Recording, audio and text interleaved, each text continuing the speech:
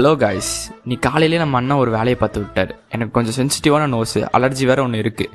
அதை தெரியாமல் நம்ம அண்ணன் சும்மா இருந்த என் மூக்கை நல்லா கிள்ளி விட்டுட்டாரு. அப்போ ஸ்டார்டான அலர்ஜி. நிம்மதியாக காலையில் சாப்பிடக்கூட முடியல. காலையில் ரொம்ப கஷ்டப்பட்டுட்டு வீட்டுக்கு எப்படியோ போயிட்டேன். அங்கே போனால் நேற்றுக்கு நைட் எங்கள் அம்மாட்ட நான் நாளையிலேருந்து பல்கிங் ஸ்டார்ட் பண்ணுறமான்னு சொன்னேன். அதை எங்கள் அம்மா தப்பாக புரிஞ்சுட்டு இதை சாப்பிடு சாமி அதை சாப்பிடு சாமின்னு கொடுத்துக்கிட்டே இருந்தாங்க. இந்த இலவெடுத்த அலர்ஜி ஒரு நாள் ஃபுல்லாக இருக்கும் வந்தால். அதில் கஷ்டப்பட்டுட்டு மசாலா சிக்கன் செஞ்சு சாப்பிட்டுட்டேன். அப்புறம் எங்கள் அம்மா வெளியே போகணுன்னு சொன்னாங்க. அவங்க கூட வெளியே போயிட்டு எங்கள் அண்ணன் பையனுக்கு நாளைக்கு பர்த்டே, ஸோ அவனுக்கு கிஃப்ட் வாங்கலான்னு போனால் இந்த கடையில் சில விஷயத்தெல்லாம் பார்த்துட்டு ரொம்ப டிஸ்ட்ராக்ட் ஆகிட்டேங்க. ஈவினிங் ஜிம் போனால் நாளைக்கு வேலண்டைன்ஸ் டேக்கு நம்ம அண்ணன் இன்றைக்கி எனக்கு சாக்லேட் வாங்கிட்டு வந்து கொடுத்துட்டு இருந்தாப்புல. அதை முடிச்சிட்டா இன்றைக்கி நைட் ஒரு சம்பவம். 100 கிளைண்ட்ஸ் இன் 1 டே எங்கள் ஜிம்மில் எத்தனையோ மாதம் கழித்து நடக்குது. எல்லாம் நான் கால் எடுத்து வச்சனால தான் நினைக்கிறேன்.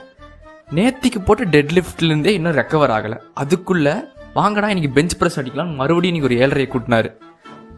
நானே காலையிலேருந்து அலர்ஜி அது இதுன்னு கஷ்டப்பட்டுட்டு இருந்தேன். என்ன 110 கிலோ போட வச்சுட்டாங்க. அதை முடிச்சுட்டு வீட்டுக்கு வந்து நம்ம நண்பர் ஒரு புக்கை கொடுத்தாரு. அதை ஒழுங்காக படிச்சுட்டு ஒரு தூக்கத்தை போட்டுட்டேன்.